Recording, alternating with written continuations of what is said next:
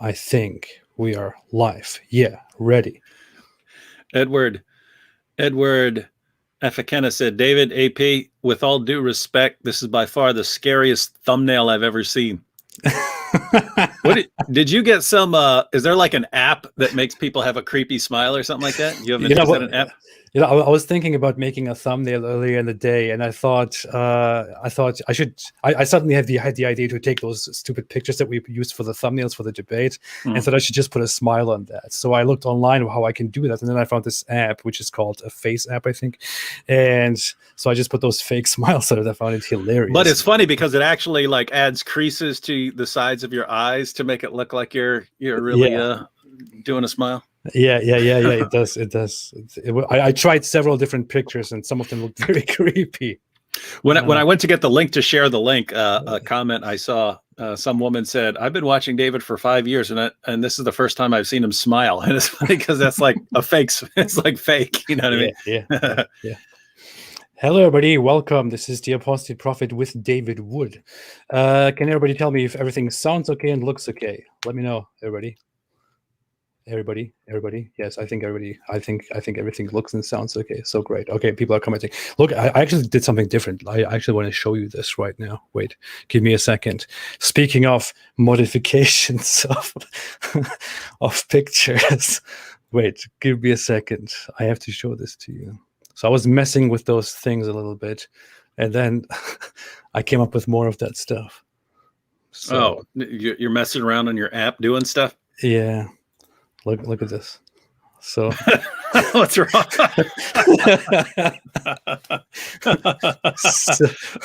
But it's funny because I mean, if you've been watching me for a while, you'll look at that and go, "There's something off about it," but I can't figure out what it is. Right? It looks like an authentic. It looks like a real smile. It looks like a real person smiling, but there's something not right about it.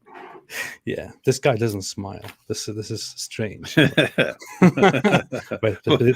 there's more. More. Oh my goodness! What the heck? This is you as a girl. All the keyboard jihadis. Screenshot.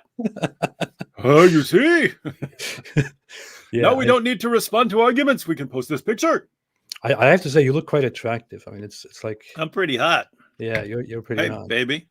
I wouldn't say I would. No, never mind. I wasn't gonna. Here's a different. Here's a different alternative of that with less hair.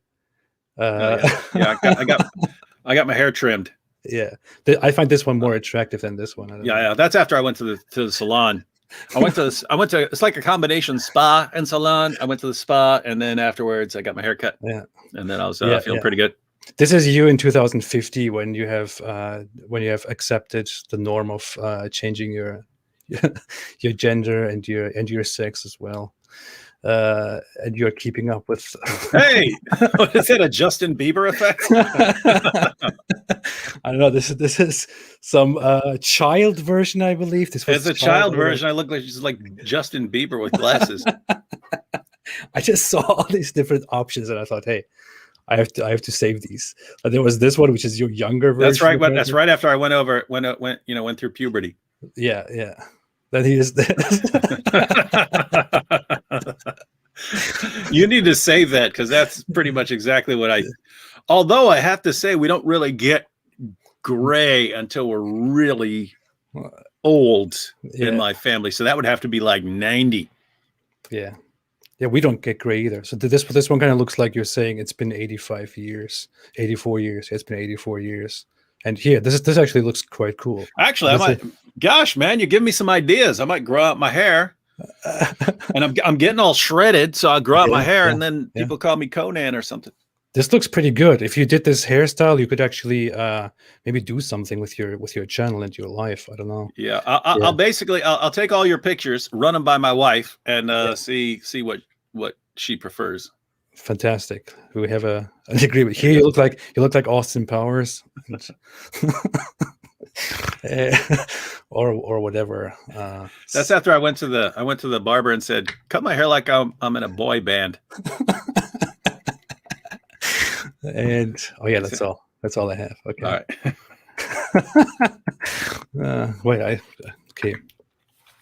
And here, well, we all know how AP spends his time. of course.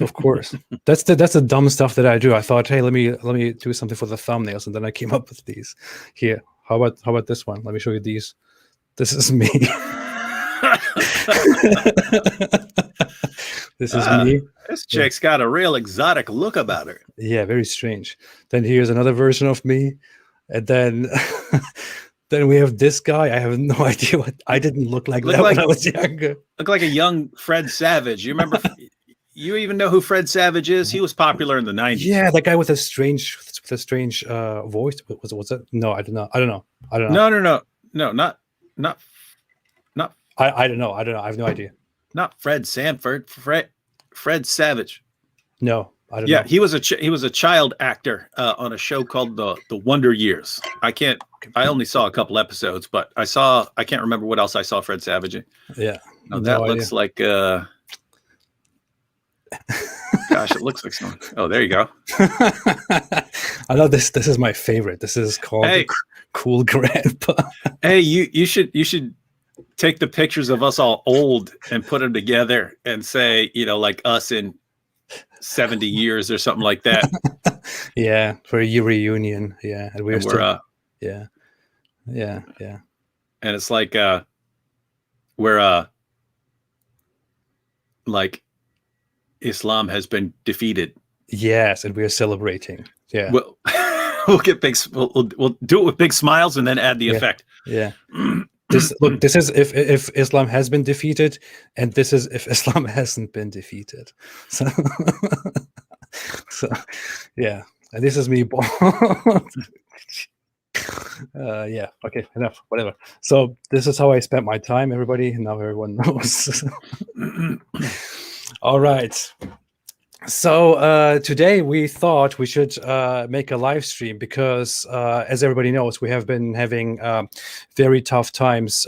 David and I, we spent the last 2 weeks basically waging war on each other instead of waging war against Islam. Trying to crush the other person's will to exist. Yeah. And I think what we're planning on doing is we will continue with this for several weeks. And then after we are done debating, after we think, okay, well, this is it, we have our conclusions, we'll make our closing statements. We want to put this together into a big video and publish it as a big video, as a whole full debate.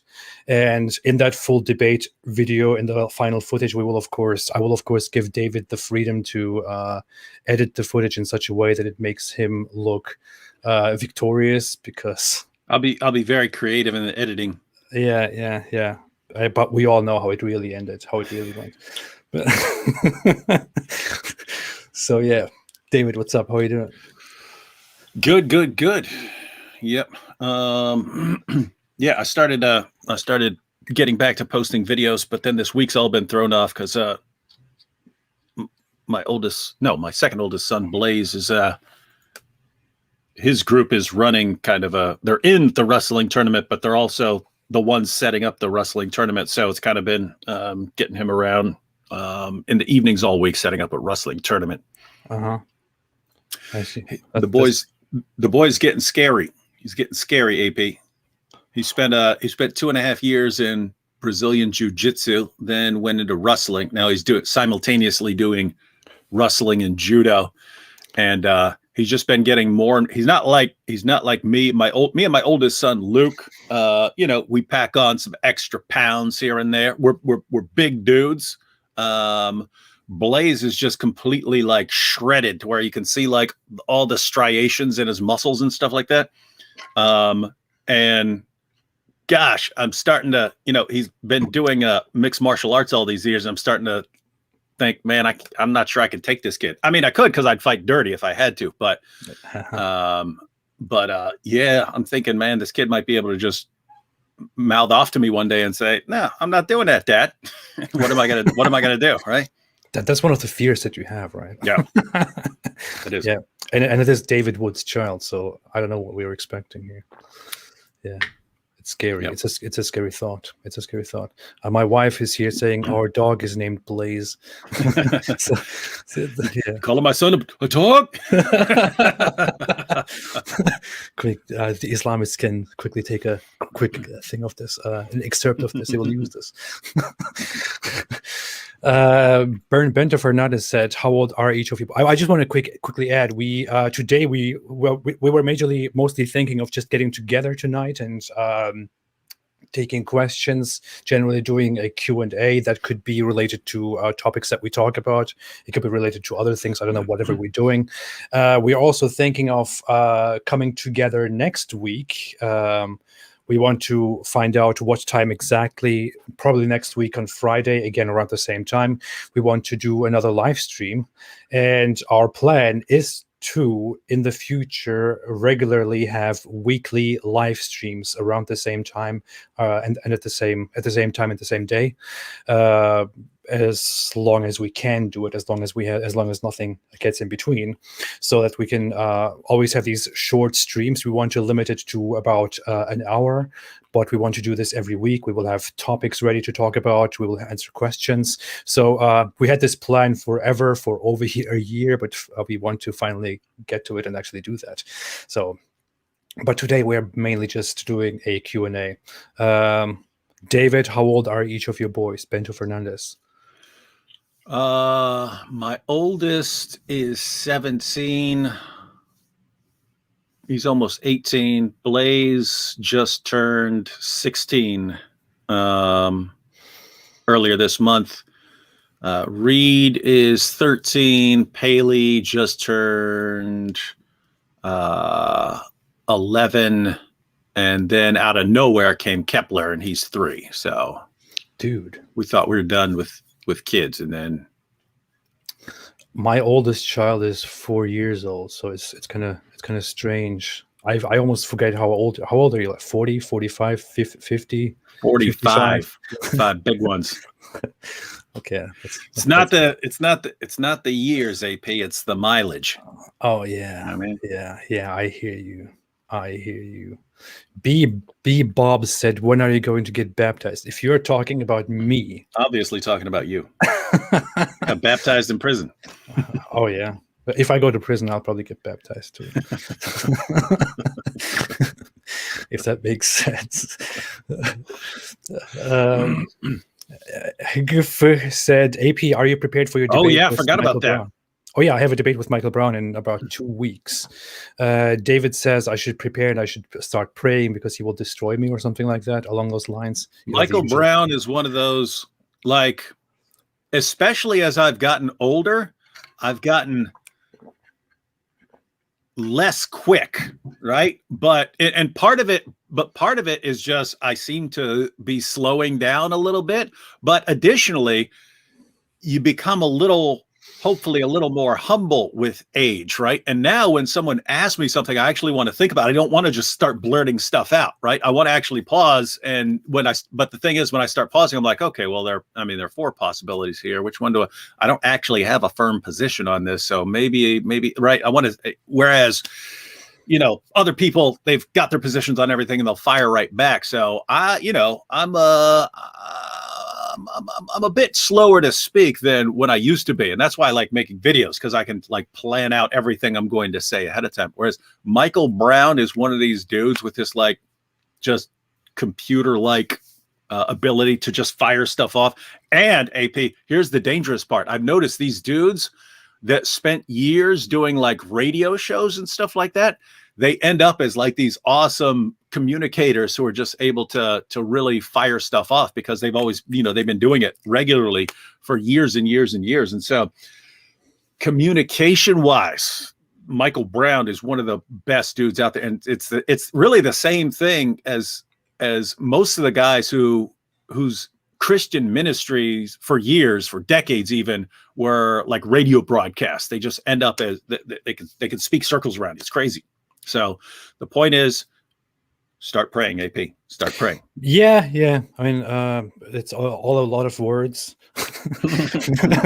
No, I totally respect that. I respect him. I'm also aware that I'm not experienced in debates. I'm not experienced in public debates. I'm not experienced in live debates, and I'm especially not experienced with debates on theology, on theism. The debate that I will be having with him will be particularly about theism. It will be about whether God exists or not. Well, so that the question of the debate is there a God? I believe that was the exact phrase. And as far as I see him, he specializes on a more different aspect, which is he is a Jew. He's a Jewish convert to Christianity, and he tries to preach Christianity to fellow Jews. That's what he specializes in, as far as I understand. And the good thing is, I was very happy to see that he is looking for somebody to debate, somebody respectful to debate. The good thing that made me happy about him is that he has a more traditional approach to theism and to afterlife and all that stuff. For example, when I attempted to have a debate with Inspiring Philosophy, it was kind of a disaster, because I was like, I had no idea what I was actually getting into, because the guy's suddenly going into arguments that I have never heard from any Christian ever. He has a completely different approach, a completely different understanding of that dude's brain is working in areas where most people's brains aren't working at all. Inspiring Philosophy, yeah. But with Michael Brown, I'm more prepared for the topic. I will of course prepare a lot of stuff for that, and will go smooth. It should be cool in the sense of some of the debaters we've encountered in the past. The goal is to destroy your opponent by any means necessary, and it almost always involves deception and trying to trick people ahead of time and things like that, which that's what's cool about Michael Brown. He's a cool, friendly guy. He's never going to be any thought of how can I deceive this guy ahead of time, and how can I trick them with regards to format or rules or something like that. So yeah, it's pretty cool. Very honestly, I always thought that debates are mostly completely useless and stupid, except for very specific debates in specific environments, in specific formats. I find that debates often really don't do anything. They don't really serve any great purpose. Mostly, the vast majority of people who watch and who listen, who attend debates, already have their mind set on a specific thing and will stick to that.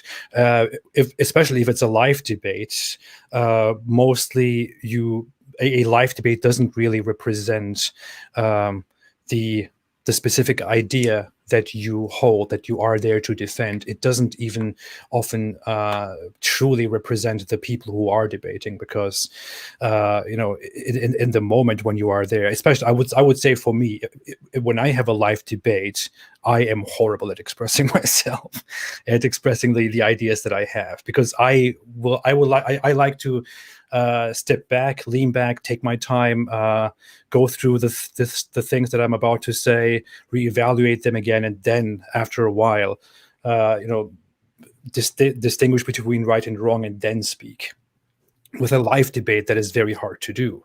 And I feel like most people, even the best people out there, even the greatest thinkers out there, even the most experienced debaters out there, don't really truly represent themselves in the fairest way when they have live debates, which is, I don't know. It's really a tough thing to get into. Yeah. I actually think that, debates do serve a purpose. I think the main purpose is like introducing people into the main positions on both sides, and some of the main responses on both sides. I think we've got kind of a pretty good approach right now that we're taking with this morality debate, where we are taking our time, preparing everything thoroughly ahead of time, but still going back and forth with opening statements and rebuttals and conclusions and so on. So anyway, it's cool. It's let me put it this way. I think this is how YouTubers should be debating, right? With anyone, because we're kind of trying out this format here. If it works out, then other people can do the same thing. Hey, I'll post a 20-minute opening statement. Who wants to respond with a 20-minute opening statement? And let's have a debate spread out over several weeks. Yeah, it is actually, I think, I completely agree. The debate format that we're having right now is actually fantastic. I know some people think, oh, you should go and debate live, but I think what we are doing is much better in truly presenting proper arguments, truly addressing what the opponent said. Because in the moment of the debate, in the moment of the heat, you are much more likely to misunderstand and misrepresent the position of your opponent. Yeah, I was much more interested in debate, like, let's say a decade ago. I was more aggressive. I was more into it. I liked, I would prepare for a lot of debates, as far as, usually just prepare what arguments I'm going to use and so on. But, over the past like 4 or 5 years, I'm just not terribly interested. So then I agreed to a debate, but then, at most I get some of my opening points ready and stuff like that. So I was much more into it back then. In fact, I think 1 year I did like 20 debates in 1 year. So I did 20 debates in 1 year, and it was pretty fun. And the advantage is it's kind of action packed in the moment. If you got a 2-hour debate or something like this and guys are firing back and forth, it's exciting, it's action packed and so on. But I've never walked away from a debate. All those years of debate, I never walked away from a debate. And I've done probably 65 to 70 public debates. Most of them were a long time ago when I was really into it. But I've never walked away from a debate where I didn't go, gosh, I wish I'd brought that up, or I wish I'd spent more time on that point, or I wish oh gosh, he said that, and I realized I didn't respond to that afterwards, and so on. So you always walk away going, I should have said this, I should have said that. I spent too much time talking about this, and I didn't have time to get to that. Whereas, this is so. There's a place for that. There's a place for the classic format, and I think that's an awesome format for debates. But we're not replacing the traditional format. We're adding another format where, hey, this is a much more careful, where you're getting the best, right? We know we're getting AP's best. When AP gets crushed in this debate, there's no excuses afterwards. There's no, oh, David caught me off guard with that point or something like that, because you had a week to get ready for that point, even if it was the first time you've ever heard it. You know what I mean? Yeah. Of course, we all know that that's not how it will go. But So when I look at the past, when I look at important thinkers, and you see how you see that certain exchanges that past thinkers, great thinkers that we respect, had with each other in the past. Like responding to each other in letters or articles, for example. Such writings have made it into books, became books, and have become very important sources of education in modern philosophy, in the modern education on philosophy. So I think this is kind of similar to what was going on in the past with letters and articles. It will be much more thought through, thought out. I'm sorry, I'm a little bit distracted. My words are all over the place. But yeah, okay. I just saw something totally threw me off. I don't know what it was. Okay, let's go back to questions. So JB made a super chat, didn't ask a question. Very interesting, but thank you so much, JB.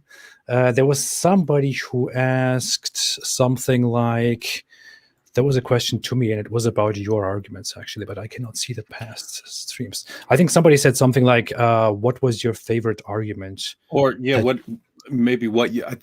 did see something that was like, what do you think was his best point, or something like that, or... Oh, yeah, I think there was a question. I can't go back. I don't know. This system sucks.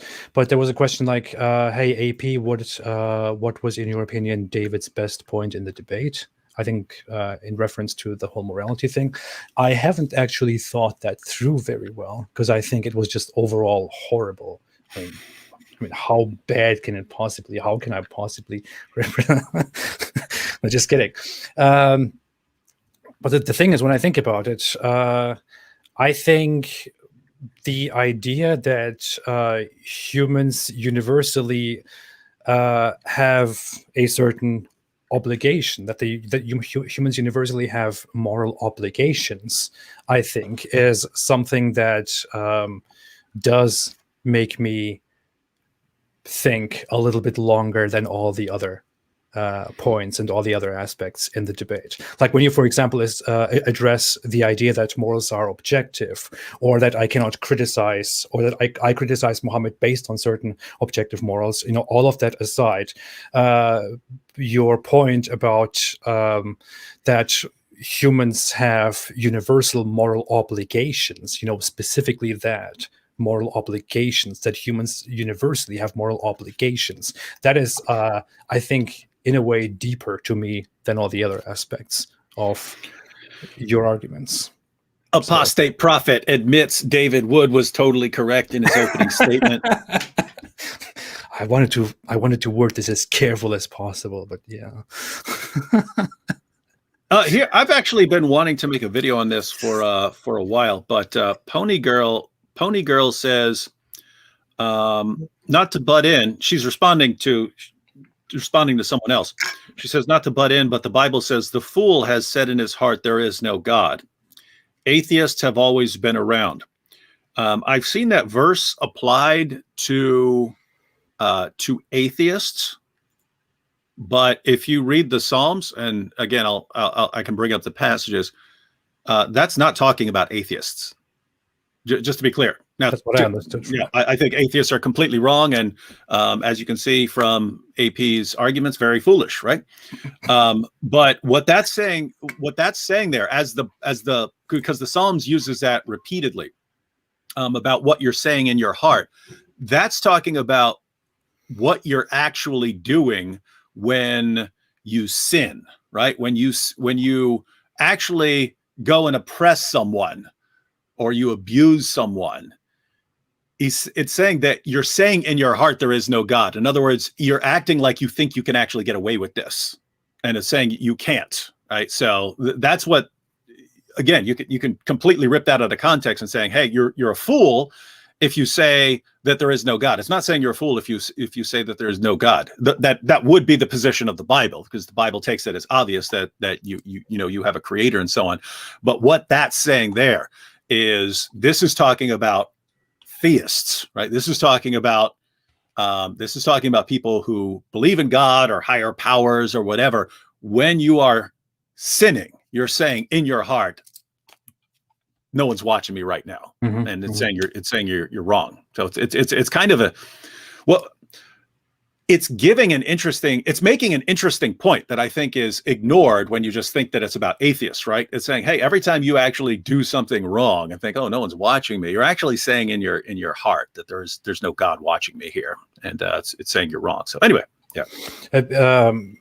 So that was very interesting. I saw that often before applied to atheists, and I always thought, I don't think that refers to atheists, because, correct me if I'm wrong, but in the time and the environment, there wasn't really this concept of like in today's time of groups of explicit atheists who say there is no God. Such a thing was not really the case in the same sense as it is today. So yeah, and notice, I mean, the alternatives back then were monotheists and polytheists. Those were the alternatives, right? You were a monotheist or you were a polytheist. Either way, you should be believing that someone's watching you and so on. And so when you're actually doing something wrong, it's like you're saying, ha, no one can see me, I'm invisible. And the Bible's sort of making fun of you for that. Yep. Interesting point. But there are other, and I just remember this last time I went through the Psalm. There are many verses, and some of them make it much clearer. And some of them make it much clearer that they're actually talking about Jewish believers in Yahweh who are saying in their heart, not in this verse, but in the other passages, that they're talking about Jewish believers in Yahweh who, when they sin, are actually denying God in their heart. So, Somebody said, Manuel Ramirez said, AP, you still deny that Jesus died. I never denied that Jesus died. I don't know what you're referring to. Oh, maybe like when you were a Muslim, you would have probably denied that Jesus died. And so okay. have you changed your position on that or something? The thing is, that is one of those Muslim beliefs, doctrines, since it is mentioned in the Quran, that I never really properly pondered, to be very honest. It is just something that you believe because you must believe it, because it is in the Quran, and everything that is in the Quran is is directly Allah's word. But it's not something that I really actually thought about back then. I thought, well, I guess this is how it is. Or I thought, okay, this is how it is because it's in the Quran. But no, I didn't with full conviction think that. I merely believed that. I don't equate those two things anymore, and I of course don't believe that now. I mean, what we know is that in all probability, Jesus exists. Jesus was born, Jesus existed, and Jesus died. That's, I think, a pretty clear fact. You missed the rose from the dead part, but we'll get to that. Yeah. We can argue about that forever. Sarah Rainey made a super chat and didn't attach a question to it, but thank you so much, Sarah Rainey. Thank you so much for being here. Teddy said, AP looks sharp. Oh, thank you. I feel very flattered. Dolphy said, dead chat. I have no idea what you're talking about. I can't even follow the chat here. My wife said poly is greater than mono. I think that refers to polytheism is greater than monotheism. My wife is really trying to, I guess, cause fights here in the chat. She's trying to get you in trouble. Yeah, she's doing that for me here. I really appreciate that. I really, that's why I like her. And what else? You both look so nice. Thank you. But aren't there questions? Muslim Empire student of knowledge. Yeah, you're stupid. You said before what he was. What? I have no idea what that means. I have no clue what that means. Maybe that was part of an earlier ongoing discussion. Maybe. I thought that referred to the whole Jesus conversation, but I don't know how. That he was? I don't know. Whatever. Okay. Hi, peace and love to all. Who is Isa? You have an interesting take on this. So Isa, according to Islamic belief, is Jesus. Isa is supposed to be the Islamic Arabic Jesus. That's what Muslims call him. That's what the Quran calls him. But it seems very strange because Isa is not very much comparable to the name of Jesus in Hebrew, which is Yeshua, right? Mm-hmm. And it seems strange that the Quran would call him Isa instead of being much closer to the original. And yeah, because Arabic Christians, they have a name for Jesus in Arabic, and the one that the Quran actually uses, Isa, is actually Arabic for Esau. And so you can ask Muslim scholars down over the years why the Quran calls Jesus Isa.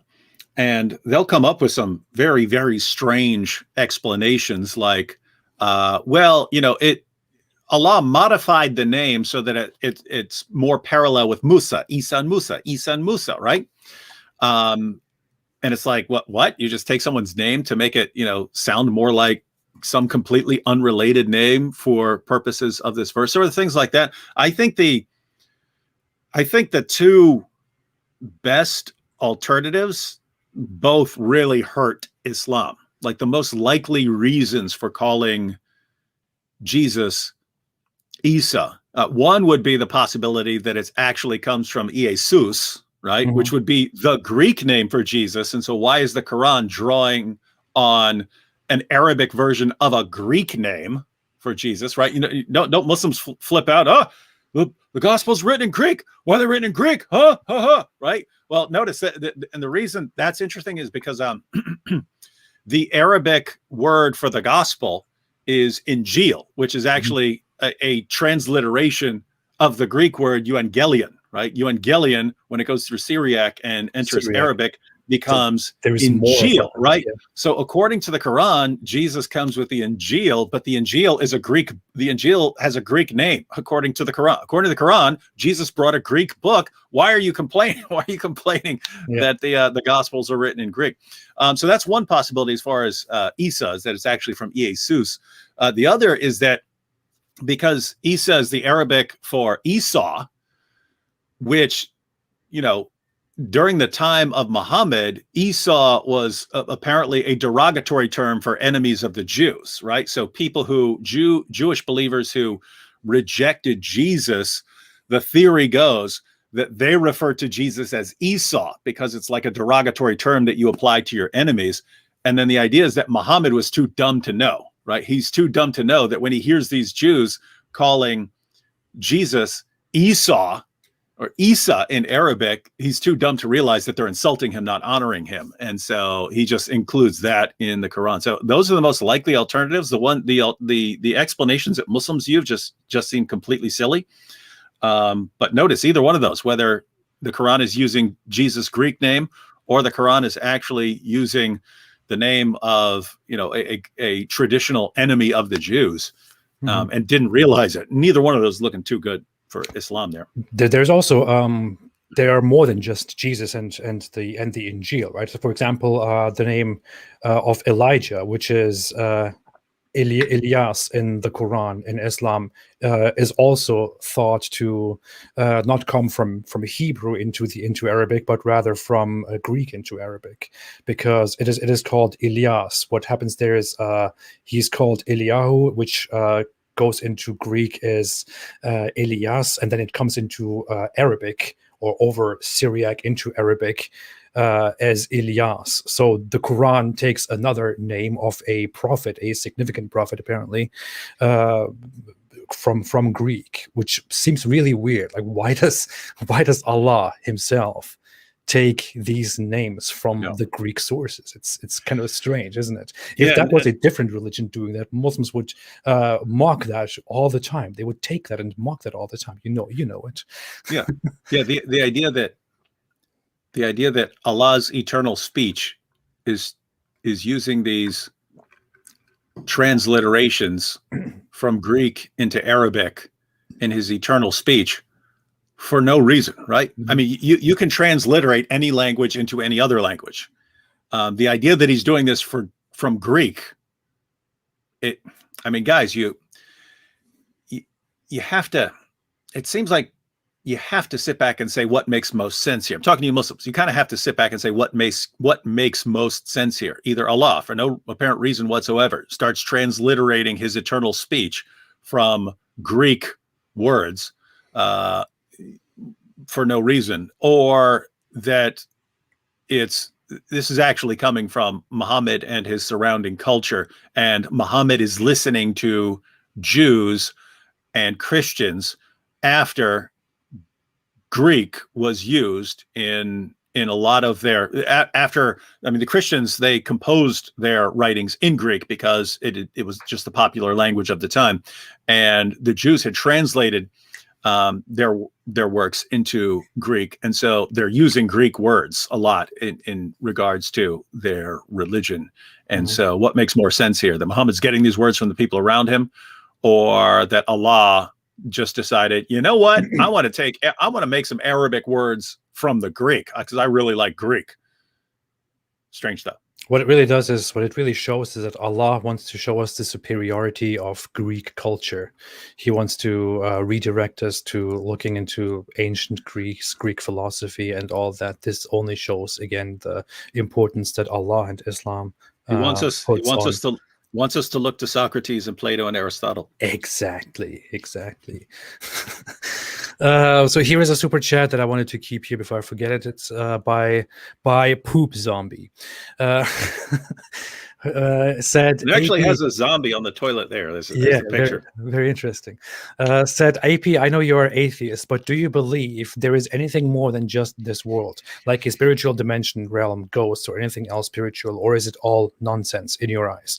So this is something that I actually I don't know. This is something that I would like to talk more deeply and more carefully about, because I feel like I would like to gather my thoughts about this stuff. But basically, my whole idea is that there are a lot of theories, a lot of ideas, a lot of beliefs about the origin of things, what is outside of this world, what happens when you die, and all that. What we see, what I simply see. I don't want to now present any argumentations or evidence or all that. I just want to summarize basically where I stand on all of this. What I see is that we are alive, we live, we die, generations go on, we live in a universe, a world that has existed for a very, very long time. Beliefs that have been established in the very recent few thousand years do not seem satisfactory to me. They don't seem to answer the questions that we have. So what my idea is that it would be the best thing to do to go out there and to explore what is really in front of us. For example, to engage in exploring space, space travel, to research different planets, research what is under our grounds, research the oceans and all that. I cannot know what is outside of our observable universe, what we see. I cannot know how the Big Bang, or what we call the Big Bang, came to happen. I don't know what was before that. Science doesn't know what was before that. These are all things that I could make billions of claims on, but they would all simply be inaccurate. They would all simply be my claims. So I don't, I simply look at beliefs that we have right now that I simply see as baseless assumptions, baseless beliefs, baseless assertions, and I reject them as such because there is no reason for me, no convincing reason for me to believe in those things. Outside of that, I do not know. I am much more satisfied with the idea that I do not know, rather than claiming that I do know something. And I simply want to leave it to humanity and to the future to find out more about what is out there in outer space, for example, or whether there are different planets, whether there is intelligent life out there. I could make claims. They would only be claims. None of us actually knows more than the other. That's where I basically stand. Two quick follow-ups to that. Very simple here. You said we can't know. If we could know, would you want to know? If we could know what I would, yes, of course I would want to. Okay. Know. Yeah. Then just that one follow-up there. But keep that in mind for the future. That you were asked, would you want to know? And you said yes. And therefore later on be like, no, don't be like, don't be saying you don't want to know. Well, the question is framed in a way. If we could know, would you want to know? Assuming that I know yes, that it makes that assumption, right? Then I would want to know. The issue is, how do we know that we could know? If I knew that we could know, then I would want to know. The question is kind of biased, it's kind of set up in a way. So it's a hypothetical. If we could, would you? Right? Yeah. I'm just saying. You said you would, because keep in mind, you could have said no. You could have said no. I don't care. All right. No, I would like to know. Yeah, I'm interested in knowing. Yeah. Good. Yeah, we're good there. Very honestly. I'm just holding this up because Knight Templar here said, David, please show us your mug for a second. I'm assuming you don't mean my face, because that's sometimes called a mug, right? But. Yeah. AP, how is Mrs. AP doing health-wise? She's okay. She's here in the chat. We had some rough times, some health issues. After that, we moved. We had a new baby, taking care of a lot of things. We were very, very tired, and visiting the hospital over and over again for illnesses and other things. But now she's doing very well. We are slowly picking up our pace again, so everything's well. Thank you so much for asking. why did the Robert Lee said, why did the Renaissance have such a big impact on Christianity even to this day, but the Islamic Golden Age ended with little to no visible long-term effects?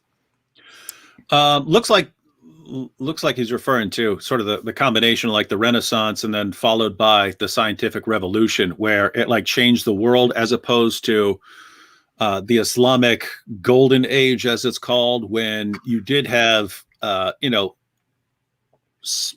some degree of science, usually in making things, but also in a little bit in astronomy and things like that.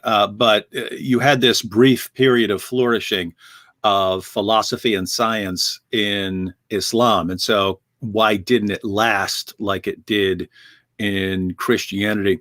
As far as I can tell, in Islam, basically Islam went out conquering, right? And as it conquered, it came into contact with, the works of Aristotle and so on, that had been preserved by scribes. And what would happen is Muslims in those situations who were interested in those works, so people interested in philosophy and science, would go to the Muslim rulers and say, hey, there are these books, they're written by some pagan dudes. Can we look into them and see if we can gain useful knowledge from them? And what would happen is the Muslim rulers would allow the people to use these materials to gain knowledge, to gain information. And why she got to distract everyone with hilarious comments? Go into yeah, go on. Now, every time I use the word golden, like in a video I was making the other day, I said, and so saw the golden opportunity, and they're like, are you talking about the golden shower and so on? Yeah. So in Islam, you would have these brief periods of flourishing of philosophy and science and so on, because they would encounter works around these issues as they're conquering, and it would take off briefly, but it seems like Islam would suffocate it. Islam would ultimately suffocate it. And you could see, if you read like Tafsir Jalalain, where the Muslim scholars, the Quran commentators would say, the astronomers are telling you this, but we know this. And so over time, you just, hey, you gave this philosophy thing a shot, you gave this science thing a shot. It's not going to work out with Islam. So, and Islam would just ultimately suffocate it. Whereas in Christianity, we'd have to flesh this out a lot more. In Christianity, if you look to all of the figures of the scientific revolution, right? So the scientific revolution is roughly the period from Copernicus to Isaac Newton. And all of these guys are Christians of one variety or another. They're Catholic, they're Protestant, or there's some heretical offshoot. And a lot of atheists look at that and say it was just, they were just at the right place at the right time.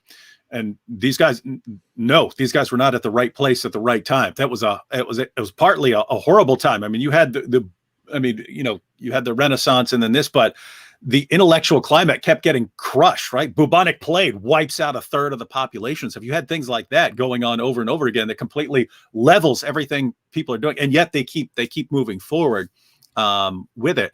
But if you look at their writings, starting with Copernicus and going all the way through to Newton, all of these figures, whenever they're commenting on it, you can tell they had a couple of very interesting views. And one was they thought of God as like this cosmic architect who used his vast intellect and mathematical knowledge to create and design this universe. So that was one thing. And the idea there is the universe isn't just random. It's governed by all these mathematical laws and stuff of this cosmic architect. So they're thinking keep in mind, these guys are building, they're building massive cathedrals and stuff. They know architecture and stuff like that. And they're thinking of God as building the universe like that. So they believe that that's the creator of the universe and how the universe is constructed. But two, they believe of themselves as created in the image of God. The reason we can build cathedrals is because God builds this ultimate cathedral. The reason, and we're created in his image, we're created to be creators like this. But the implication that they drew was, wait a minute, if God actually creates all of this on mathematical principles and so on, and we're created in his image to be creators as well, wait a minute, we can actually figure out how God did it. We can figure out what these laws are. Keep in mind, if you want to discover something like the law of gravity and you don't know anything about it, that is a nightmare. That is a lot of work to try and figure out an equation that governs how things move in the universe. That is a ton of work. You have to kind of believe ahead of time before you start going out and discovering the laws, that there are laws out there that can be discovered. You have to, I think it was, I believe no, that's the wrong guy. No, this was Kepler. Kepler's third law, I believe, he spent 10 years trying to figure it out. But notice, he spends 10 years trying to figure this out. He believes ahead of time that there's a neat little formula here. If I just spend enough time, I can figure it out. So it's kind of, these guys had the mindset that everything's created by this cosmic architect, and two, we're created in his image, so we can figure it out. That's kind of what launches it. And so it's not just a matter of them running into some works that all helped, right? I mean, they kind of never lost access to Plato in Europe. Then they gained Aristotle, and all of these, you know, as they get new works and so on, this can inspire new lines of thinking and so on. But overall, Christianity just seemed less hostile to actually figuring out how the universe works than Islam. You do have some exceptions, right? If hey, here's how we think the world works, and oops, this scientist is saying something else, you do have some obstacles along the way. But overall, they just kept pushing through. They kept pushing through that. They wanted to understand. And if you look at their writings, Copernicus and these other guys, they viewed scientific research as a form of worship, right? That by understanding how God created it. I mean, it's like reading scripture, right? It's like, to them, it was like reading scripture. They even called the universe the other book. It was called the two book theory. You have the book that God actually revealed, and then you have this other book, which is the universe. But notice, the idea is when you're reading God's word, God is communicating to you. But they viewed it as, wait a minute, God's communicating to us through the universe as well. And the Bible even tells us that he's communicating to us through the universe. So why aren't we figuring this out? Why aren't we using our intellects to figure all of this out? And so they kind of had a different mindset from the beginning. They really wanted to understand like the mind of God. Whereas in Islam, it was, hey, can this be put to good Islamic use for our expanding empire? And when no, it's actually, we got some problems here, then all right, philosophy and science have to be crushed. I have to say, the early Islamic, the early findings, the early scientific research, the explorations in science in the Islamic world, in the Muslim empires, did actually change the Muslims and did change Islam in a way. I mean, it was through texts, through knowledge that the Muslims adopted from the cultures which they conquered and which they mixed with, such as the Greek sources or the Indian sources or Western sources in general. They did change their outlook on what the world really looks like, what the universe looks like, and that's the thing. That's not a plus. That's not a plus point for Islam. It's not good for Islam.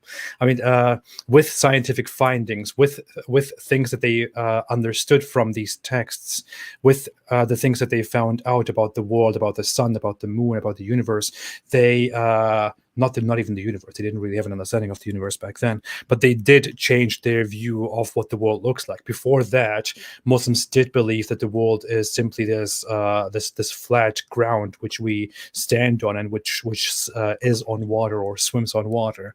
And after scientific findings, after learning of these scientific findings, they came to slowly accept the idea that this is in fact not reality, but that the world is round, that there are round objects, and that everything revolves around the earth.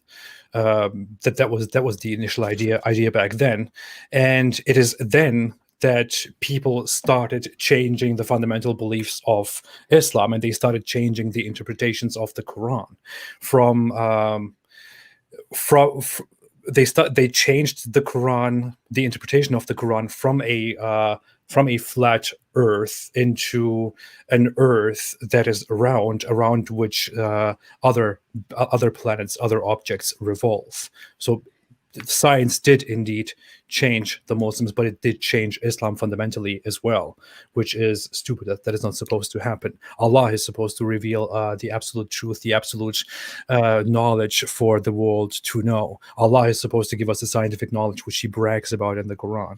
And unfortunately, the knowledge that these Muslims acquired in the so-called Golden Ages was also, as it turned out later, mostly wrong, because the astronomy and the science mostly changed. We found out that the sun doesn't revolve around the earth, but that we revolve around the sun, and that there is so much more outside of this. And back then, people believed that their findings are completely in accordance with the Quran, but it turns out that their findings were actually false in reality. With when you look at modern science, when you look at the reality, somebody said that the claim that the Mongols ended the Islamic Golden Ages is they did not do that. But I would say the Mongols did have a huge impact on how the Muslim worlds changed. The Mongol invasions really messed up the whole Muslim world. They burned everything down. They really destroyed the Muslim world as it was, and they did put an end to it. But I think one of the biggest contributors to the end of progress and knowledge in the Muslim world was a certain guy known as Ghazali, Al-Ghazali. I thought you were going to say Muhammad. That is clear. That is clear. That is clear. But in the time after the so-called Golden Ages, an individual called known as Ghazali, who was an Islamic scholar, did actually come out, became very popular, especially after the devastations in the Muslim world due to wars. He came out and basically opposed all the philosophical, scientific advancement that happened before him, condemned everything, and people like him contributed to plunging the Islamic world back into darkness and back into just, hey, let's forget about all of that. Let's focus on worshiping Allah and making the world submit. And yeah, here we are today. Hey, did you see this? Dino said, you guys see the Crown Prince of Saudi Arabia say he rejects most hadiths? This is as soon as I read the comment, I just looked it up, and yeah, he did say that. So that's interesting.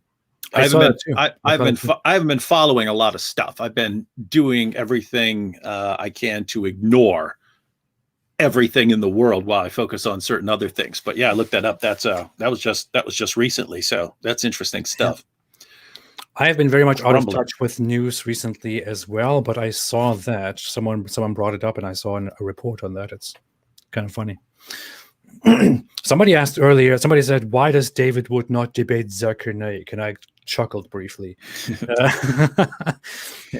It wouldn't have to be me. It could be anyone, but like I've always thought he should face one actual debater in his entire life. He's never faced one. He's never faced one actual debater, but he's been asked that, and he said because he says everyone's beneath him, which is interesting because the people he debated weren't debaters. One was like a pastor in a church that no one's ever heard of, and the other was William Campbell, William Campbell's really sharp, but he's not an orator or a debater or a great communicator and so on. And so Nike basically handpicked some people to face that he knew he could just walk all over with rhetoric. In the meantime, every Christian debater for the past 20 years who's existed and has dealt at all with Islam has challenged him, and he's rejected every challenge. And when he was asked, hey, why don't you face David Wood? Why don't you face it? He goes, none of them are good enough to face me. It's like, wait a minute. How do we know how good you are until you face one actual debater in your entire career? There's one. Right. He made a video saying that he doesn't debate you because you don't have the caliber to debate him, and because for the past like 6 months I probably haven't. I've been like the most laid back, non-aggressive dude ever. I would like David Wood at like 30 years old to face him more aggressive. But he also said you have to gather an audience of 20,000 people to debate him. That's what he said. No. He said something crazy like that, but he means actually like physically present, right? Yeah. I know. Like you have to show up with 20,000. Now, Mike, how do you know how many people are going to show up? Right? Even if a bunch of people said, yeah, we'll show up, how can you guarantee that 20,000 people are going to show up? And what's amazing is like, where does he think we're going to set this up at? Like the Superdome or something like that. Yeah, yeah. And it's like, it's clear that that's just an excuse because if you look at the people he's debated in the past, I mean, it was clear that there were like maybe 100 or 200 people in there, and he was happy to debate them. And now you can debate in a hotel room. It doesn't matter. The audience doesn't matter, right? Because it's the age of the internet, right? We're in the age of the internet right now. So Zakir Naik could face anyone. He could face people he could do a debate on Skype and tons of people would watch it. That's a dude who knows that he has terrible, terrible arguments, right?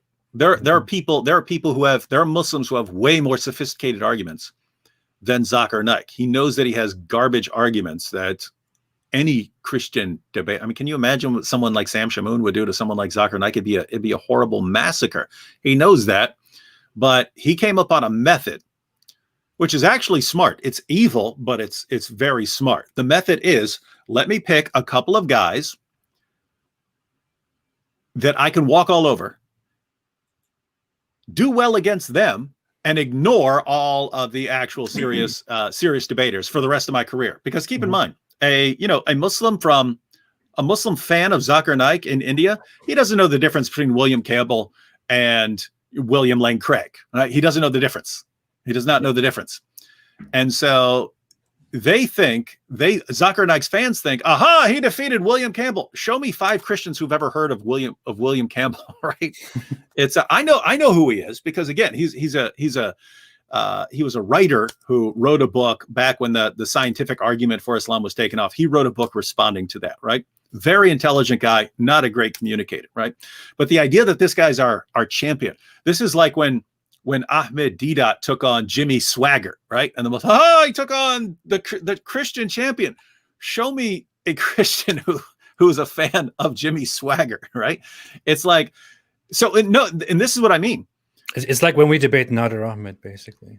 Yeah, I mean, we're worse, because I mean, Nadir is a better debater than anyone Zakir Naik has ever faced, right? Nadir's an actual better debate. This would be like us going to, a mosque with some imam who, maybe he knows a little bit of what he's talking about, but clearly has no debate experience at all, and putting him up on a stage, crushing it, obliterating him, and saying, you see, we destroyed Islam. This is the best Islam has to offer. Muslims watching that will go, this is pathetic. It's pathetic that you guys are doing this. And guys, that's what we think when we look at Zakir. Not everyone, because you have people like Shabir Ali who've taken on tons of actual Christian debaters and Christian scholars and so on. So we look at Shabir Ali and say, okay, here's a guy who's not scared. When you look at Zakir Naik, that's a guy with a plan, and the plan was massively successful. He's done very well for himself by picking out a few guys, handpicking them, crushing them, and then ignoring every actual legitimate challenger who's ever come along after that. Yep. Solid. JJ Attack said, what is your opinion on Marxism as an atheist? He's your hero. You know it. I find Marxism garbage. In my late teenage years, I was actually a very strong communist, had fantasies of communism, but then I grew up and realized how stupid it actually is when I began to confront myself a little bit more with the actual economy of communism, and also with the social implications and the authoritarianism that it requires. And I left it and never turned back. It's stupid.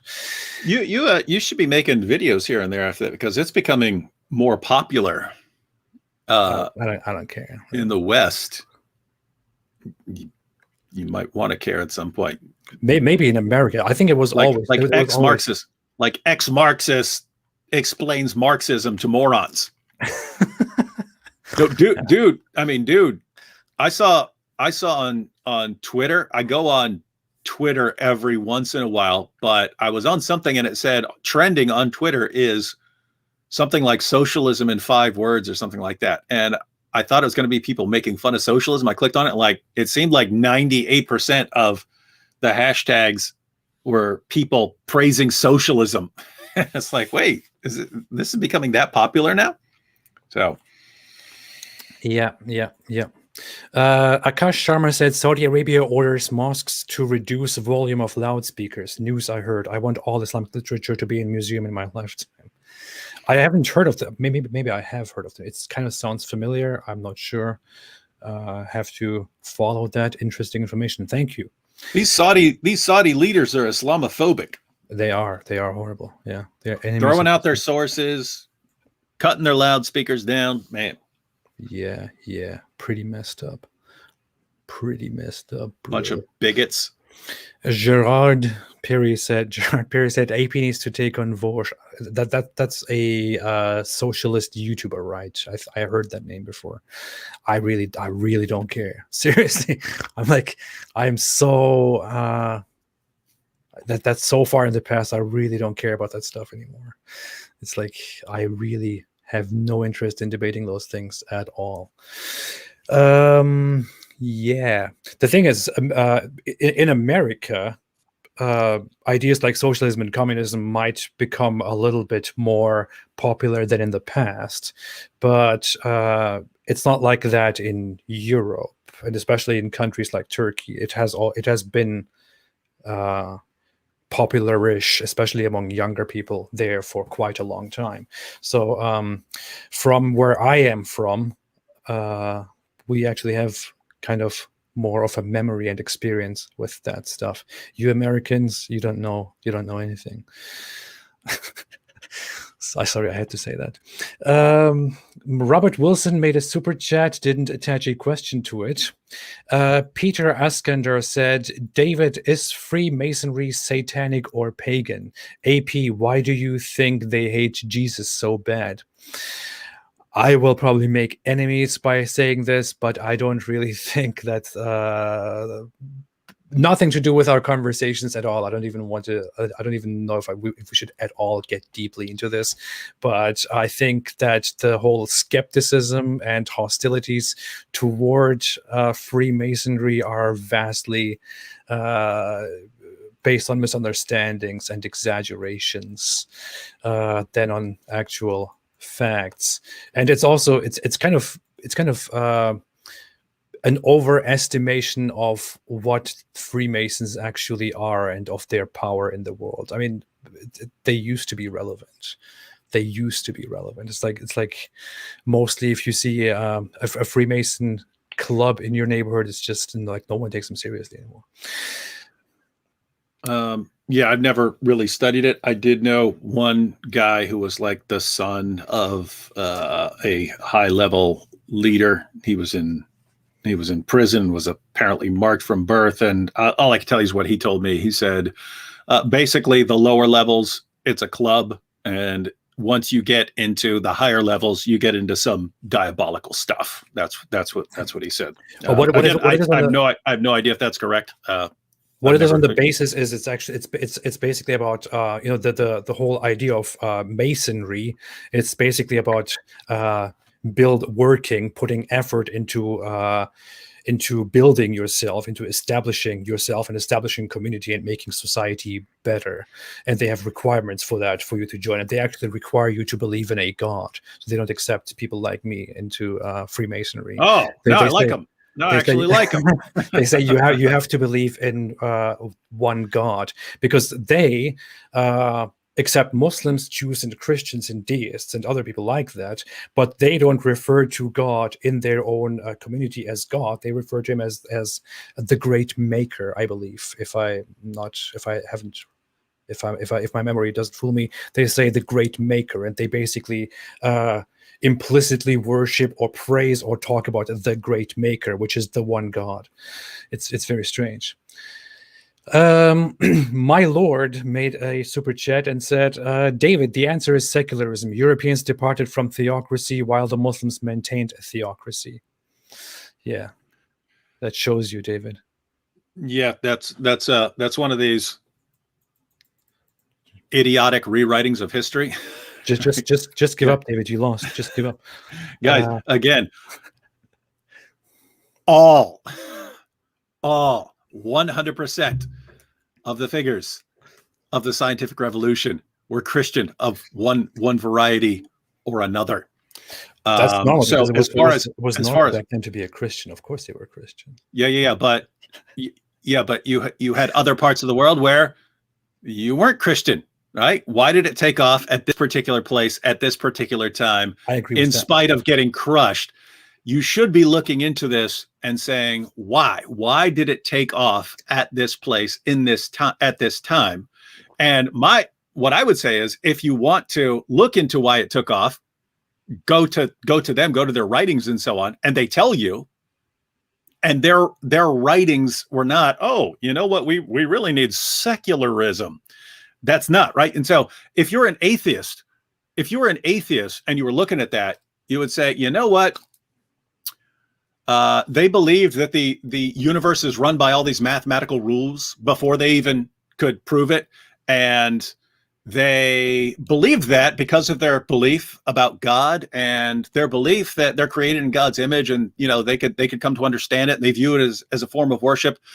Yeah, that led them on the right track, but it was lucky. It doesn't mean that their beliefs are true. If you said that, okay, now I can understand what you're saying. If secularism is the reason, then you sound like an idiot to me. I'm just going to be honest here. There were certain individuals, some of them, some of the significant figures that were outspoken against religion, or religion in the traditional fundamental sense, but many of the very significant people, even among the Enlightenment thinkers, were actually people who truly believed that they must change the world for the better for God, because God wants it, or because they are equal human beings in the eyes of God, or things like that. I find it very interesting that there is often a big misrepresentation going on regarding Enlightenment thinkers. This idea that they were somehow these people who were against Christianity or against religion, and who wanted to make the world a better place without religion, and free themselves from the shackles of it. It's really not like that. The majority were, if I'm not wrong, the majority did actually reference God. Some very significant ones did actually base their ideas on God and on Christianity, except if we're talking about individuals like Voltaire, for example.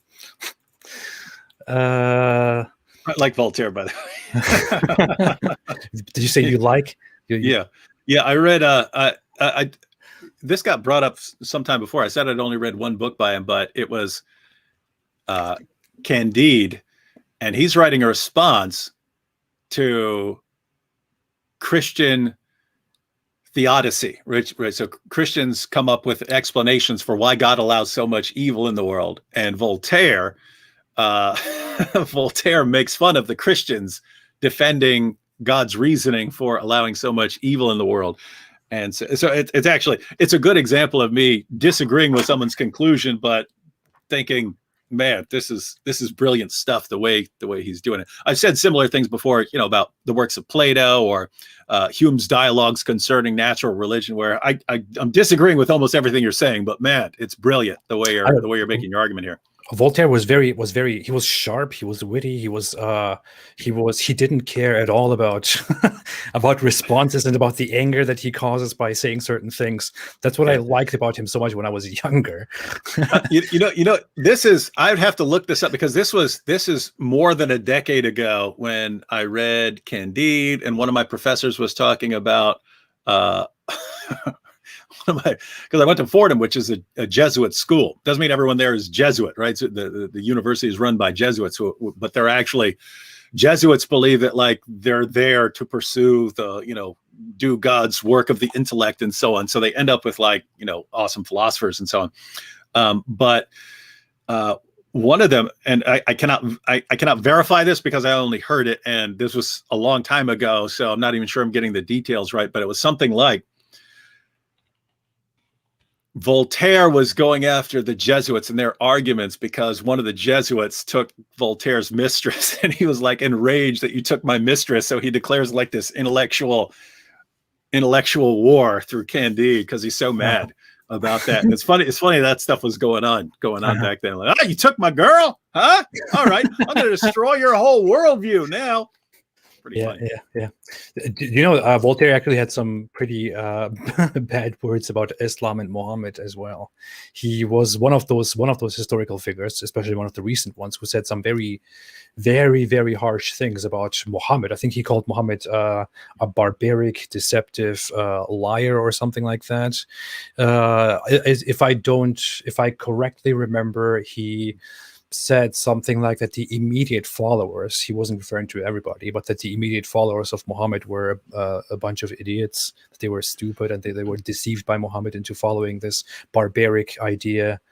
And they spread through violence and all that stuff. It's also funny because he's one of the guys where the Muslim apologists will quote mine. And they'll find something that he said that's positive, and then they'll use that and say, and the great Voltaire has said blah blah blah about Muhammad. And then they ignore like the full perspective. I've seen them do this over and over and over again. They'll give a quote by someone, and then you read the actual passage, and it's the person slamming Islam and Muhammad and the Quran, but they'll find something in there where it's like, okay, but even though Muhammad is the worst person who's ever lived, he was nice about this, and they'll say, so and so grants that Muhammad is the greatest person ever through this quotation. It's like, seriously, dude? It's like it's like the apologists, they understand, hey, if we put this argument out there, that's the 99-1 rule, right? 99% of the people won't have a chance of ever looking this up. And so we can keep them deceived. And the 1% of people who might look this up and realize that we're duping them, they'll just get crushed by the 99% and so on. That's always seemed to be the biggest methodology in Islamic apologetics. I actually thought about making a video on that, specifically starting with Voltaire in the past, because of exactly what you explained, that Muslims try to represent him and others as these people who said very nice things about Islam, which is why Islam is beautiful. And I would really like to show what Voltaire really said about Islam and what he really said about Muhammad, and maybe make a series of just that, you know, since Muslims find it very important in Muslim culture, in Muslim society, it's very important to appeal to authority, and even to appeal to people that Muslims shouldn't actually really glorify, or that Islam shouldn't actually be approving of. But they take those individuals, especially Western people that are respected in the world, and they try to cherry pick their words and try to use them as a sole authority, as good voices about Islam, while completely ignoring the bad stuff those same people said about Islam, and also people who said bad things about Islam. It is a completely ridiculous misrepresentation. It is, and I mean, really, it tells you how deeply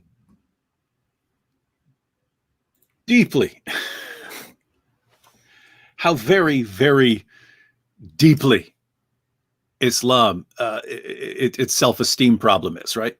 Because who in the world uses this methodology, right? Nobody. I mean, notice, you could do this for everyone, right? So suppose I wanted like Stalin to be my champion.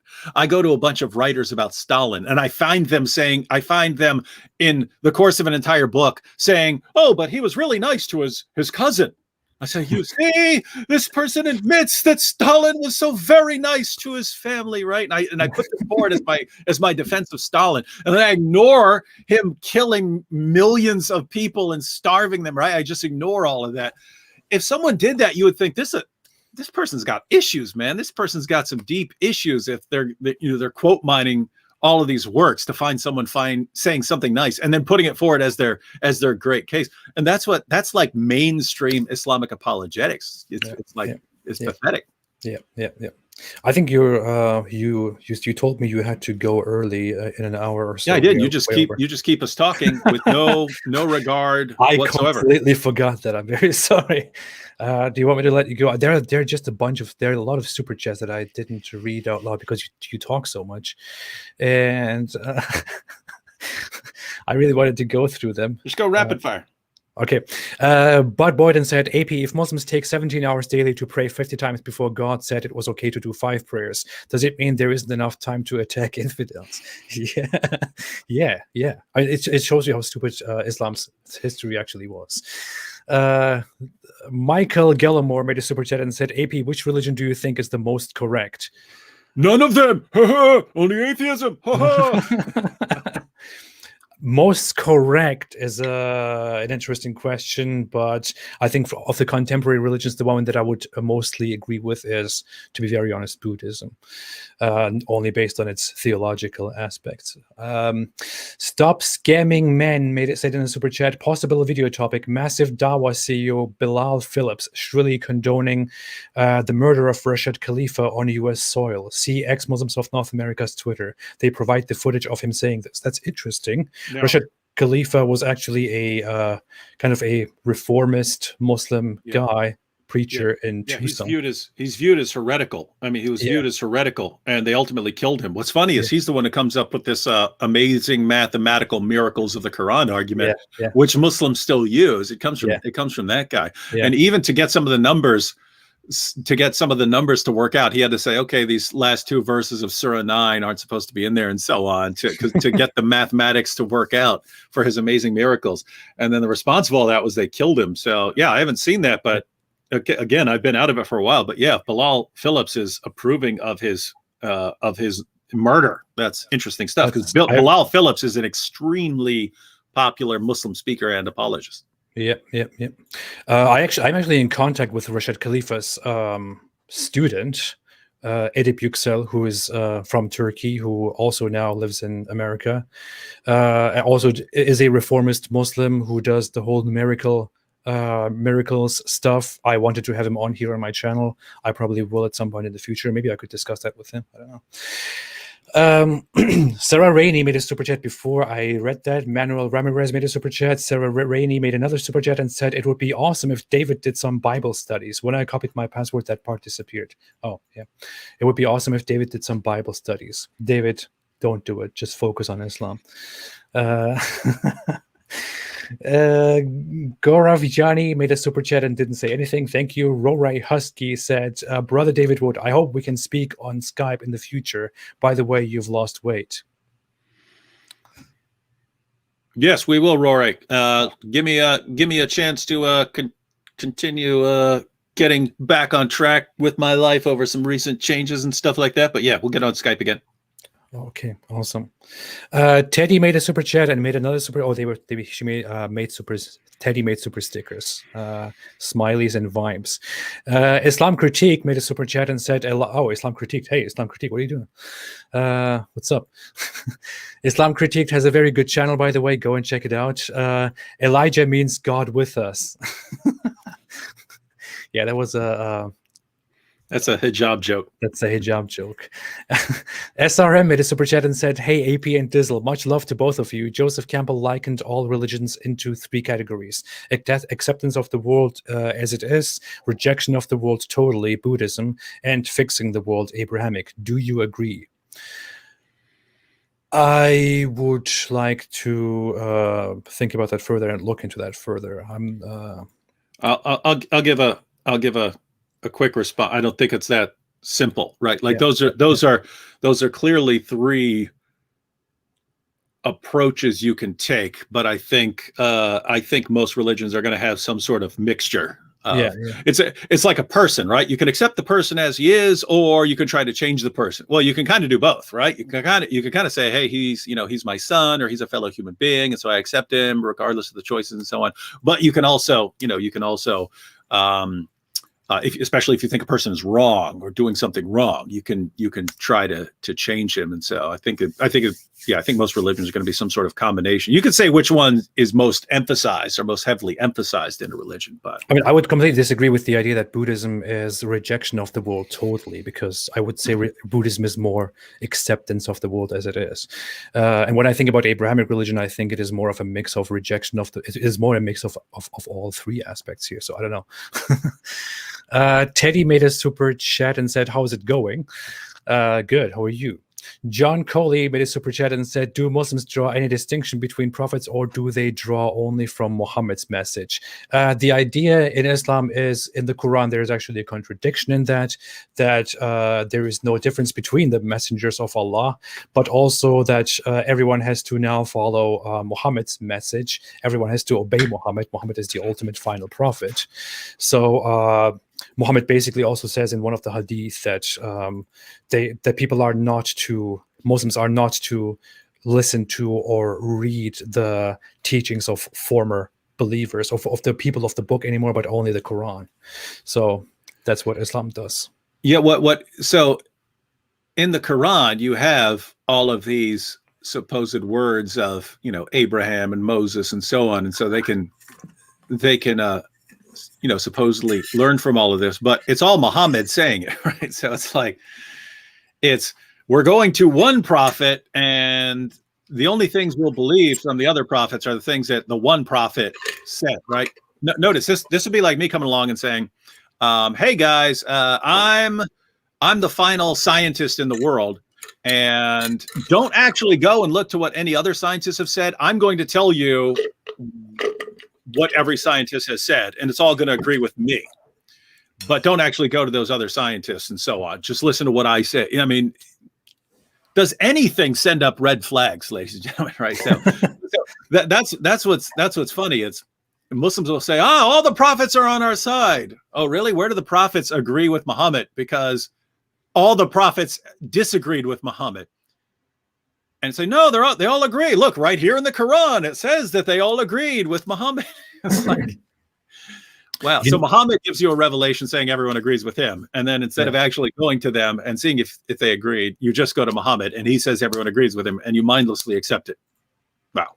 You know what's funny? There's actually there was this guy Musaylima in Muhammad's time who was a Muslims call him a false prophet, a pretender prophet, who also claimed to be a prophet besides Muhammad.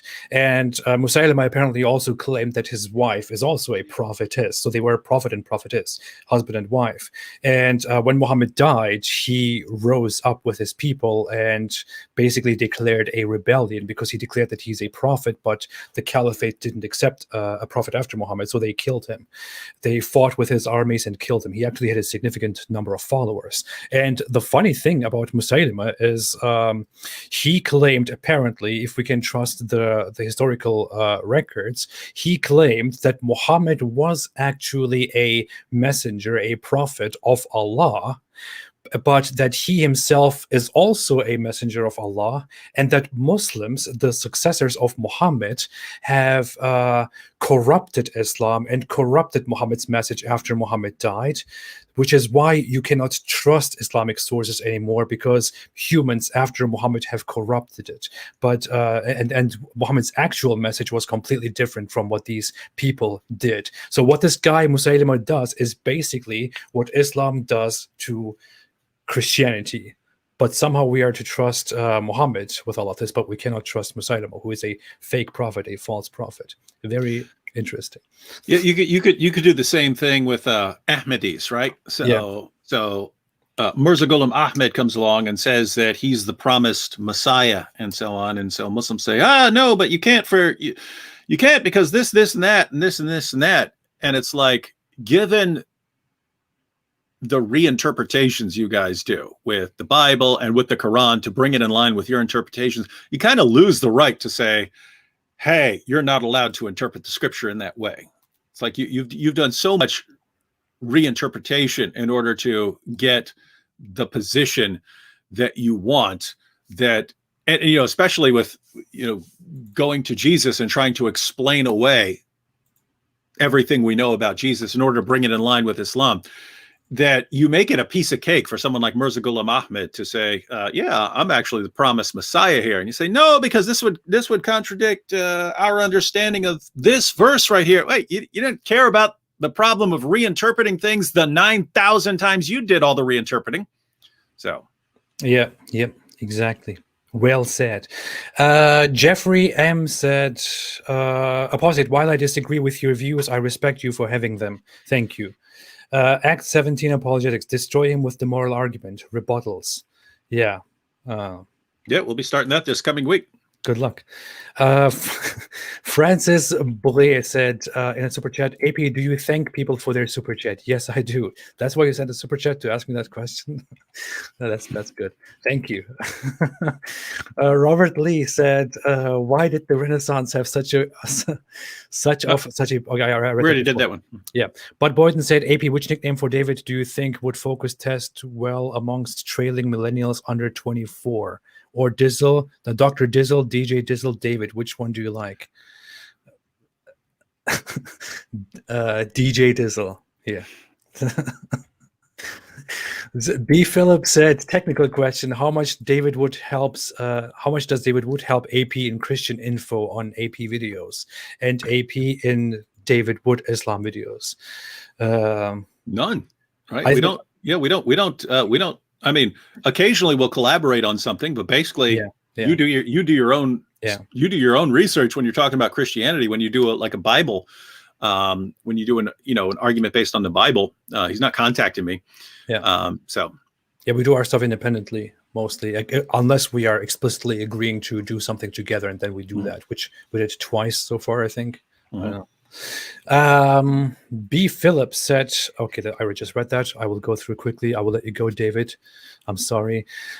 Chris Claus said, David, since I asked AP a question, I will ask you the same question. What was AP's best argument in his opening?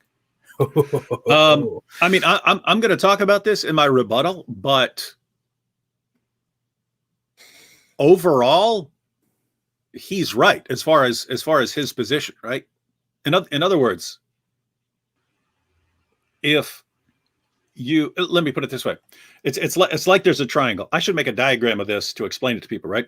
If you take a premise like if you take an argument like the moral argument, it's going to have some premise about objective moral values would depend on God, right? There's going to be some premise like that, and then there's going to be a premise that there are objective moral values, and then the conclusion is going to be that God exists.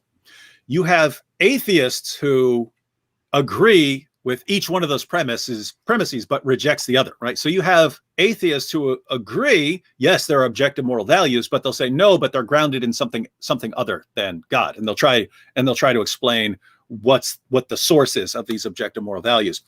But you have other atheists, and so this would be in the line of like Nietzsche and so on, who say, no, guys, what are you talking about, right?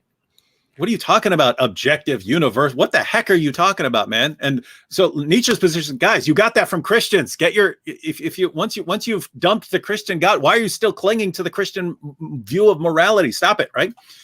And so if you were to ask me when I was an atheist, what is, morality and things like that, I'm more in line with AP's view. All right, that it's not objective, it's not universal. Dump all of that stuff. So, I'm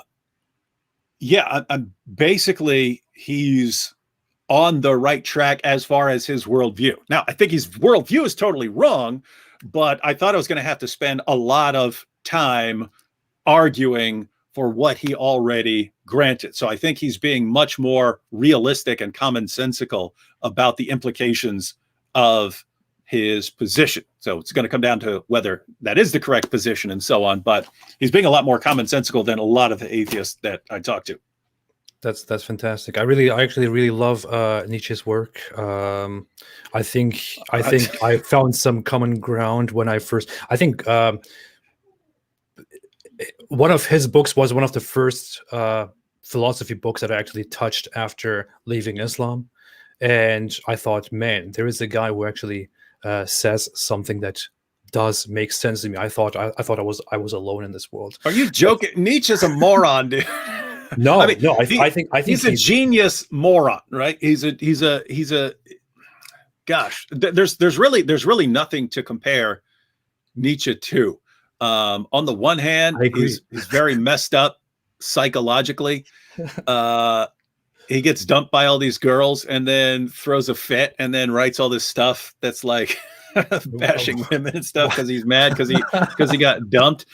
But he's brilliant in the way he put it. And so what's cool about Nietzsche is, like, if there weren't Nietzsche, there wouldn't be another Nietzsche, right? There are only a couple of philosophers like that, right? Like, so in other words, if Hume hadn't come along, there would have been another Hume, right? It's like mathematics. If Isaac Newton and Gottfried Leibniz hadn't discovered calculus, someone else would have discovered it a couple of years later, right? Things had advanced to that point. It was just waiting for someone to take some step and so on.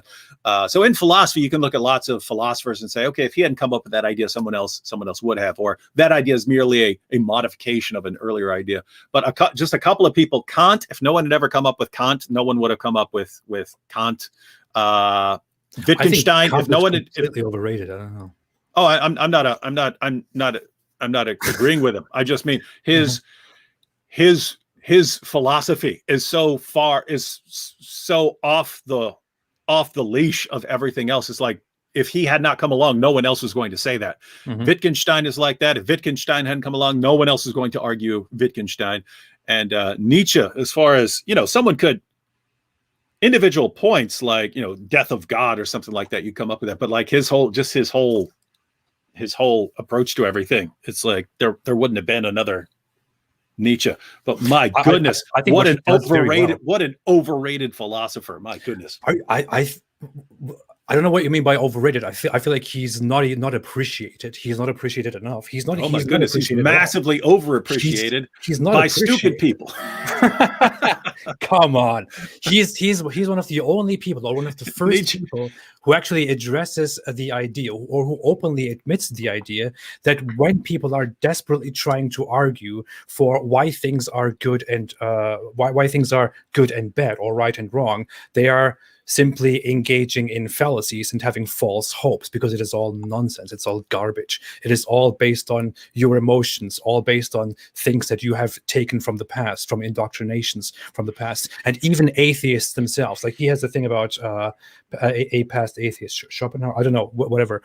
He says that even those who openly admit that they do not believe in God still fall into the trap of seeking the morality of religion, and still trying to evaluate the world by that, and they're doing nothing but following an idol which must be broken. Like, this is what he says, and he's like one of the only people who actually dares to do that. And I feel like I still agree with him on that. Even many atheists today do the same thing and still seek for this supposed objective universal morality, which doesn't exist.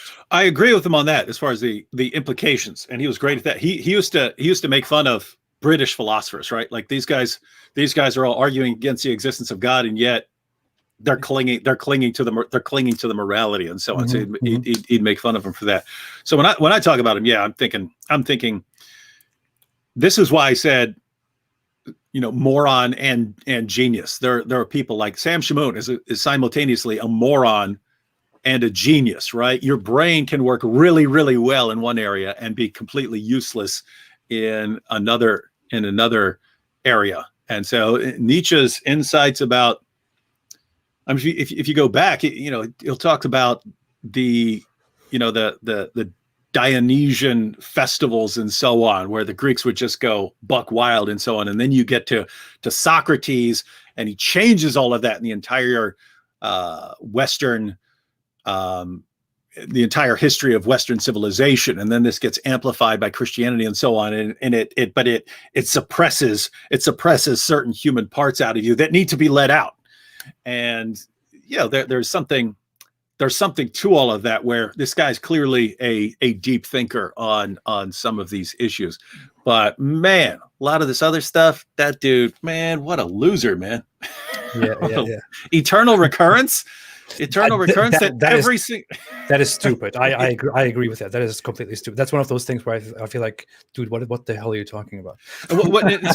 Like one of the questions, like, it's so dumb that's like, did he take it seriously? Is he trying to make a point out of this? Like, it could just be, hey, you want to live your life in such a way that if you knew it was going to happen over and over again, that you could affirm it. You could affirm it happening over and over again eternally. But apparently in his notebooks and so on, they found that he was actually trying to like prove this scientifically. He's trying to prove like everything is going to happen over and over again throughout eternity. Yeah. Anyway, we're probably boring people with a bunch of talk about one of the worst philosophers in history. I think he has some great ideas and some very terrible ideas, but we can agree on that. We can agree on that. We'll agree on that. Okay. People are laughing at your jab at Sam Shamoun here again.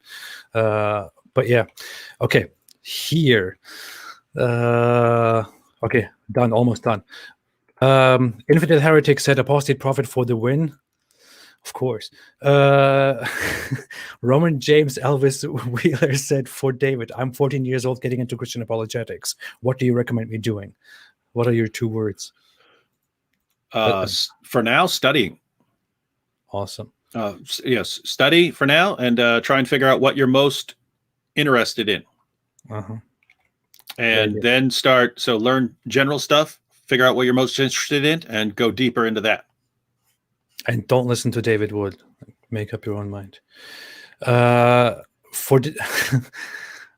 Jerry Mills said, AP, your thoughts on debate with Jay Dyer. 3 of you, some of smartest philosophy guys on the tube. I wouldn't claim that. But I had a conversation with Jay Dyer before. It was more of an informal discussion about God. I don't know if this is about a future debate with Jay Dyer. It could happen. I talked with him before. I said we could have this in the future sometime. But yeah, it happened in the past. My Lord said, I already read that. Freemason, I already read that. Saudi Arabia, I did read that. If you ever want to interview an atheist. If you ever want to interview an atheist who almost converted to Islam, I'm right here. I almost drank the Kool-Aid. Keep up the good work. Thank you. I'll keep that in mind. Aisha's age bothered me. I found you, AP, through that, which ultimately led me to reject Islam completely. Thank you so much. I'm happy to hear that. Keep in mind, you shouldn't be rejecting it because there is no morality. There's no real problem. There's no real problem. That's a huge straw man. That's a huge. I hope you do that in your rebuttals. I'll be much more careful. I'll be very careful in my rebuttal. I hope you do that. I already prepared for that. I thought you would do that. Cool. So AP basically spent 20 minutes arguing for incest. Oh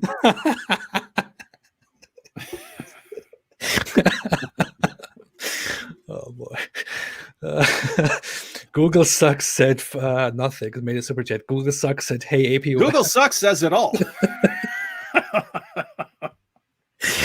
Google sucks said, hey AP, is your view on morality that it isn't real, but that you have chosen to accept a set of personal morals to live by, assuming I understood your argument correctly? I can I understand that many people, especially from religious circles, are not very familiar with these kind of discussions. But I can rephrase that again. But basically that morals are very much simply a human construct, that they are not objective, not universal, that they are a human construct which humans created out of necessity as existing human beings who learned to live together out of necessity, survival and such. And morals are merely human expressions of their attitudes and feelings about certain things that cause harm or pleasure or benefit or danger. This is actually a view that is kind of known in goes under moral non-cognitivism, but is much deeper. I will definitely address that again in the rebuttals after David Wood. You actually have a combination theory. Yeah, you have multiple theories combined into one. Which by the way, that I also agree with that. Right, to try and narrow morality down to like one thing, it usually doesn't work very well. Yeah, when I look at the general, the basic subjectivist view which new atheists hold, I feel like it doesn't seem really right to me. So yeah, but we can expand on that forever. Mm-hmm. We will. Matter of fact, maybe I'll do that in my rebuttal, like untangle the various AP positions that are all being utilized there and explain how stupid each one of them is. Oh yeah, I cannot wait for the misrepresentations, which I will then bash very easily. Smash. You'll be destroyed, David. You'll be humiliated, boy. You're finished. I'm finished, boy. Bud Boyden said, I already read that. Michael Gallimore said AP, which I already read that. The great G-Man, the guy said, are both of you interested in reading my typed essay response to both of your opening statements? Yes. Where can I send it for you to read it? Send it to theapostateprophet@gmail.com. Yeah. David? Yeah, you can send it to David too. I think he has his contact information in his YouTube thingy. Yeah. Jaggerl Hogarth made a super chat and added a prophet emoji only for that. What do you guys, Tom S said, what do you guys think of the Bible being an allegory for another story that aliens interacted with humans in the past? I thought about crazy stuff like that when I first stopped believing, but I mean, I think that's a very big reach there. Crazy? I take back my super chat. No, but interesting perspective. I would say it is an interesting perspective. Toxic Babes made a super chat and said, to AP, what is the biggest issue with Christianity that prevents you from being Christian? Nothing else but lack of evidence. Truth claim. It's truth claims, and that's it. So it simply whether it is true or not, based on certain different aspects. If I wanted to go into detail, it would be too long. We can do that at a different time, but not morals, not anything else, not any of that garbage. It's about the truth claims. Because I want to be a pervert. Toxic Babe said again for David. I want to sit around high and stone drunk all day.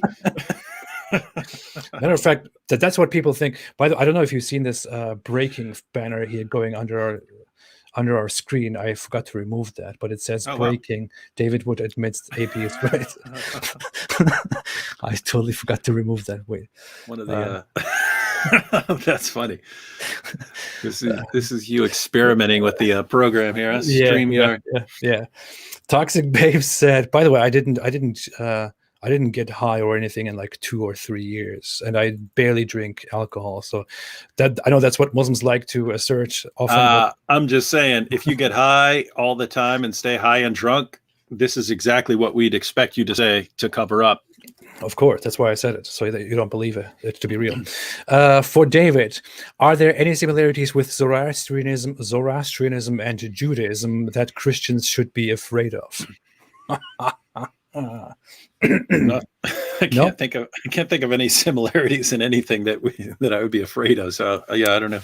I would think that there are similarities between Zoroastrianism and Christianity, which Christianity and Judaism don't have in common, which could be explored.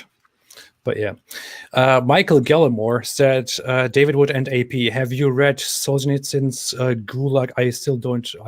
Solzhenitsyn's Gulag Archipelago definitely shows what happened when belief in God is suspended, morality is suspended. Definitely shows what happens when belief in God is suspended, morality is suspended. Okay, there is a comma missing. It was not my fault. I'm sorry. Yeah, but the thing is, that's not the point. Do you want to do this all from the beginning again? I will explain this in my rebuttals, but I completely agree with the idea that if there is no God, and there can be no prescribed objective morality, obviously, but that there is no objective morality, no objective universal morality, and no moral obligations. And if there is no God and there is no such thing, there is no possibility to achieve such a thing. You could argue that we have certain morals in our nature, or a certain moral attitude and moral obligations in our nature, but that would be, again, kind of arbitrary, although there are some people who really do consider that an objectivist moral position. But the issue is, my whole argument focuses much more on describing morality than on claiming what people should do, than on prescribing morality. I say, hey, this is why people have morals, why people establish moral rules and moral codes. I'm not saying, hey, this is what we should do. There is a huge distinction between those. Yeah. Any disagreements on those issues we'll address in our debate. As far as reading, that's actually been on my reading list for a long time, and I've never actually gotten to it. It's just one of the books that I've been planning to read for years, and I've always been reading something else and haven't quite got to it. But yeah, I've liked the Russian writers, Dostoyevsky and Tolstoy and so on. They're always, I can't put my finger on it, but they're You like Dostoyevsky? Yeah, awesome. I mean, Crime and Punishment. They seem to write with a deeper emphasis on the psychology of the person, which I've always thought, like when Raskolnikov does this, it's like, and in fact, what it is so messed up, but so yeah. So for instance, when Dostoyevsky is writing about Raskolnikov, kind of going a little crazy after what he's done, anyone who's committed some sort of really, really heinous crime like that can testify, hey, that is stuff that's going through your head when that happens. And so you start wondering, did Dostoyevsky kill a person? Did he actually know what's going through the person's mind? Or did he just talk to a bunch of people who've done it or something like that? I mean, Tolstoy would be talking about a teenage girl going through her experience of marriage and so on. And it's like, he seems to be right on the money as far as the psychology of a teenage girl. And it's like, how the heck does these guys could write about, a girl's first period and what's going on in her mind in some situation, and somehow they would just be right on the money. And I've always wondered, do they just have a knack for this, or do they like go out and do a bunch of research or what? I have no clue, but I know I've always liked them. And this is a modern writer who's actually, talking about deep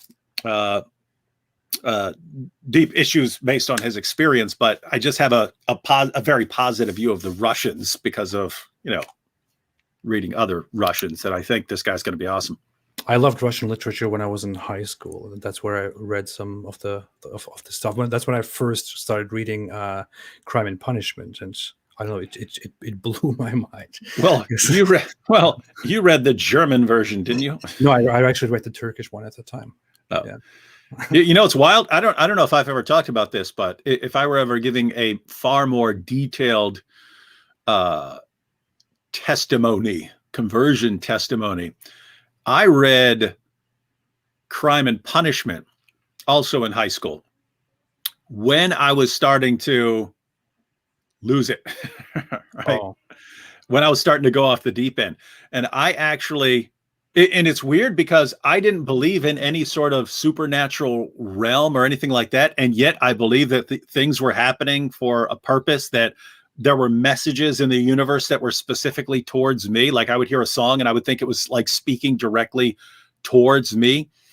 And I don't mean like in a girl sense, oh, you're so special, that's towards me. I mean, like some line would be trying to communicate some specific message about something I'm supposed to do. Makes no sense as far as like what my worldview was.